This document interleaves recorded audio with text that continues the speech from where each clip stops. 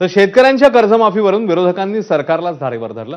योग्य वेळी कर्जमाफी करणार असल्याचं काल मुख्यमंत्री फडणवीसांनी म्हटलं। मात्र नक्की कर्जमाफी कधी करणार असा सवाल आता विरोधकांनी सरकारला विचारलाय। कर्जमाफी कधी करायची या संदर्भातल्या काही त्याचे नियम आहेत, त्या संदर्भात त्याची एक पद्धती आहे। या सरकारने दिलेला एकही शब्द हे सरकार फिरवणार नाही। उचित वेळी योग्य वेळी हा निर्णय देखील राज्य सरकार निश्चितपणे घेईल। योग्य वेळ कधी आहे? घराघरामधला कर्ता पुरुषाच्या जीवनाचा दिवा विझल्यावर तुम्ही करणार आहात का?